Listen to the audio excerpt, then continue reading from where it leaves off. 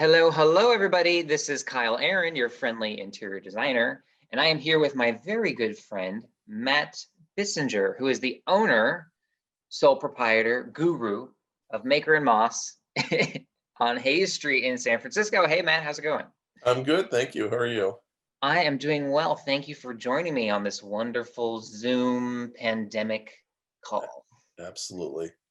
And a big reason why we wanted to start these talks is because it's been an interesting uh, pivoting point for a lot of people. And everybody needs new ideas. Everybody needs Mhm. to think out of their own box. And what better way to do that than to come together with the people in your industry and figure out ways of doing that together? I agree, and I think a lot of the traditional ways of getting together, a decorator showcase Mhm. or just a meeting.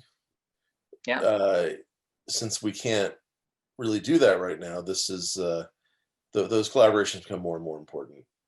absolutely. I mean, it's funny you say that because I maybe a week or two ago I watched the La Cienega Design Quarter, Hmm. and they have all these wonderful speakers in the industry come speak. They had Margaret Russell, they Hmm. had Catherine Ireland talking about kitchens. They had people that ran the gamut, and it was pretty wonderful to see everybody address this topic Hmm. about how the whole industry is shifting. Well, I think we have our industry right now has a great deal of relevance. Hmm. Not that we didn't before, but uh, people are spending a lot of time at home. There's not that much. You can't go out to eat in many communities, and museums are closed, and sort of the traditional things you would do and get out of the house. Yeah. So your home space becomes really very important, and we've seen it in the store where people come in and they're redoing their home or they just want to refresh. Yeah. And when you're there all day, every day, and you're working from home, You have a new perspective on your space. it, Yeah. it yeah, it really becomes a good investment. And look, people also have for the people that have disposable income, I should say, they're not spending on travel, they're not spending on food. No. Oh, So I don't this know is about you, but I am spending quite a bit on food. Like I haven't well, ordered so much DoorDash in my life. I we just upped our the end. We just go to nicer supermarkets. Oh, that's good too. I mean, luckily we live right next to a cute little local market, Hmm. so we're very thankful for that. But at the same time, like not having to put pants on and I can order Cheesecake Factory is It's like, pretty amazing. I mean, I'm not saying we haven't done the same. you got to look at the silver lining here. Oh Like, yeah, is there oh yeah. anything more indulgent than that? And and you're supporting a local restaurant, hopefully. Most of the time, yes. But Yes. my partner and I do love some Linda's Fudge cake from Okay. Well, Cheesecake Factory on the occasion. that Don't is that judge is me. acceptable. But yes, of course, I'm going down a food rabbit hole here. But yes, back to Maker and Moss. Food I is nice. actually one of the questions I have on here that Megan put together. Thank you so much, Megan, for helping me with these questions. Um, is funny because I actually don't know the answer to this question. Um, why did you start Maker and Moss? I know you had Bay Home prior to opening Mhm. Maker and Moss on Hayes, but tell me that story. How did you decide to open up Maker and Moss? A little bit of uh, uh, I think just sort of diving in. A friend and I have been seeing a lot of wonderful artists actually locally, and we're very inspired by their work. And I think talked more and more about wanting to share this work with other people and open a store. Uh, Neither of us probably knowing exactly what that entailed, Hmm. and but you just sometimes in life you just have to dive in and hope you don't make any terrible mistakes Yeah. and learn from the mistakes you do make. And it was a good experience. And sort of where I cut my teeth was that Bay, and then Maker and Moss really uh, was sort of a culmination of that, and also distillation, I think, of what I'd learned, and Yeah. trying not to maybe repeat some of the bad habits I'd had in the Yeah. old business, and really communicate what was important to me about sustainability, about renewable materials, and a certain, I think, sort of what I would call more of a timeless aesthetic. It's not. I don't see what we do as hugely trendy. I agree. And I've explained to you previously, I used to live on Hayes, or not on Hayes, in Hayes. And I used to frequent your showroom before we became friends. This was maybe 6, 7 years ago. And the aesthetic and the voice that you had back then has still carried on to today, to current Mhm. times, even though the product and the artists have evolved over that time. So you've just been refining your voice, which is great to have that Absolutely. consistency. Well, I think as a business and as a person, that was one of the lessons I learned, was really that clarity of vision is so important. Hmm. Can't be all things to all people. Yeah. We may try, Yeah. uh, but and it's not necessary to be. There are other designers and stores out there doing wonderful things Hmm. that I love. It may just be a little bit different than what we're doing. So really staying true to that vision, I think, was one of maybe the more important things I learned. Yeah. And the second, I think, most important thing probably was learning how to communicate that. Uh, Yeah, I mean, that's kind of the brand and marketing puzzle that pretty much anybody getting into business is trying to figure out is how Absolutely. do I find my voice and deliver it at all times? And understand that, uh, I mean, I think for, let's say, for us as designers, there's some learned skills, but there's also some intuitive, we were good at this before we learned how to do it, Yeah. and we were naturally attracted to it. Uh, and everyone has that. There are people that are wonderful mathematicians. I am not one of them, and gravitate towards that. So, you know, learning that what you do, whatever that is, has value, and being able to articulate it, because I can certainly paint you a picture, so to speak. Hmm. We're both visual people. I think most designers are, Yeah. but being able to actually articulate it in words and in a store is a bigger challenge. Yeah. Well, because I mean, for me, I'm an interior designer. So when I actually meet potential clients, we have like a designated time and opportunity to get to know each other, I can introduce them to my aesthetic, how I work, and we can have that dialogue. When you're in a showroom environment, sometimes there are people who have done their research, who have found you online and looked up and all these things. But a lot of times you just get somebody who just stumbled in on the street for 30 seconds Absolutely. and you have that small opportunity to really dictate who you are to this potential customer. Absolutely.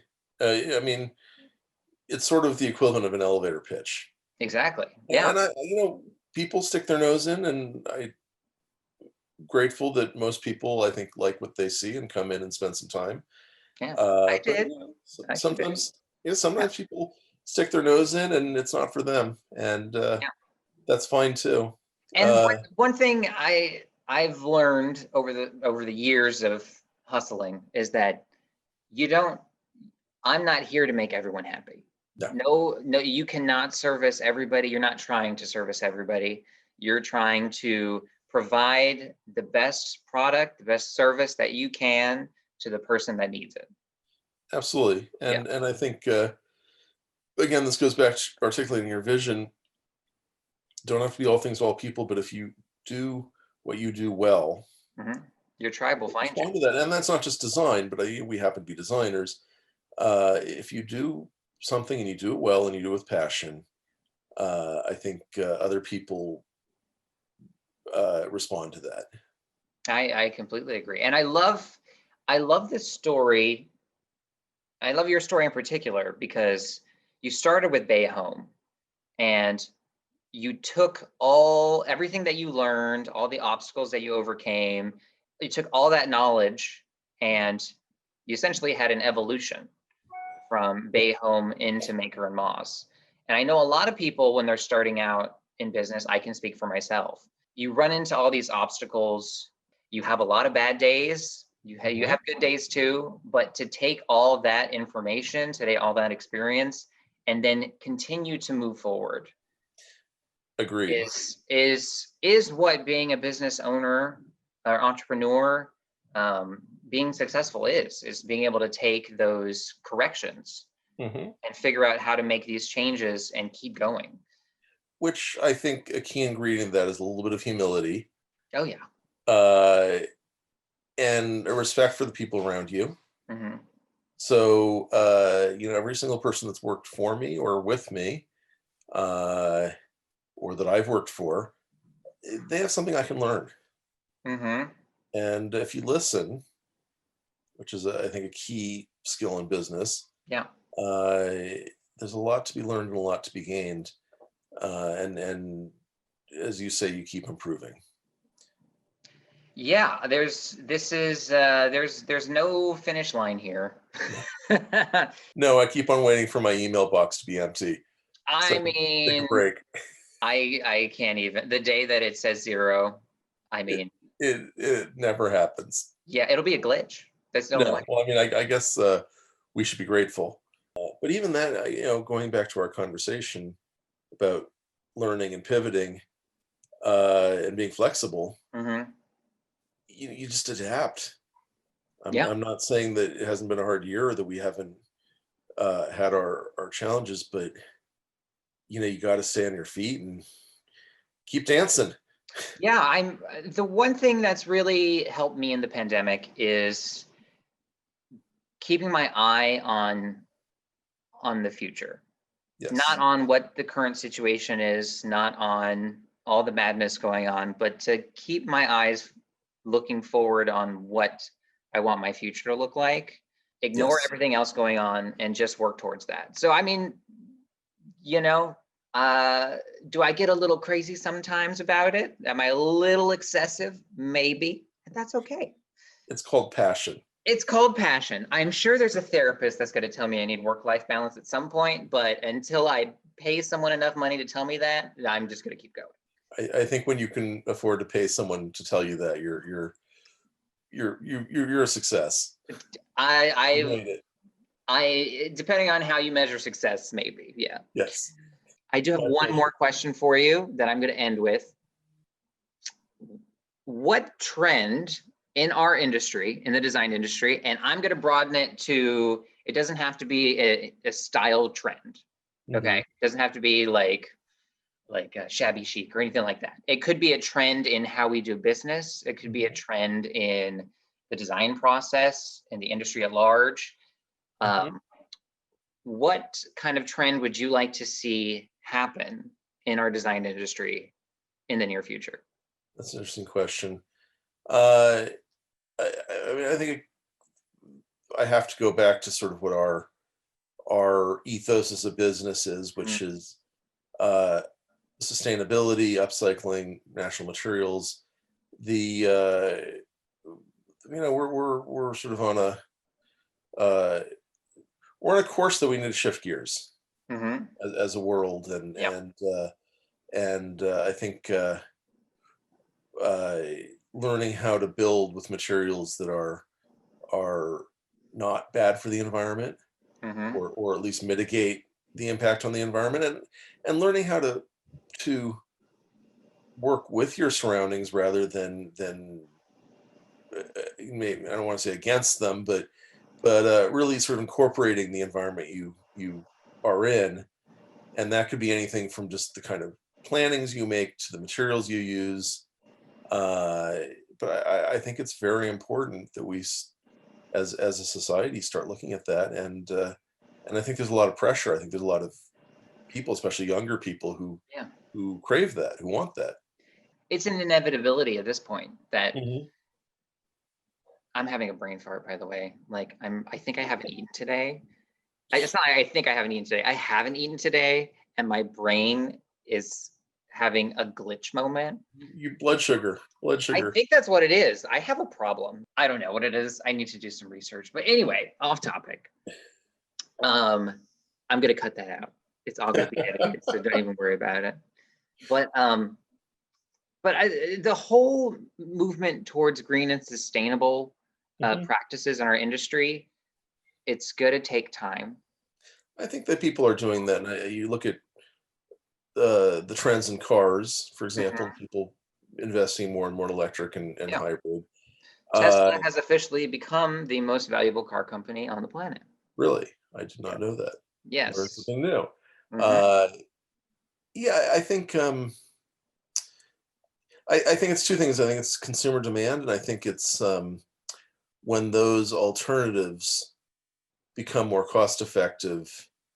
Because I mean, unfortunately, for better or for worse, money matters. Money is an issue, and people tend to opt for the less expensive option, assuming it's just as good.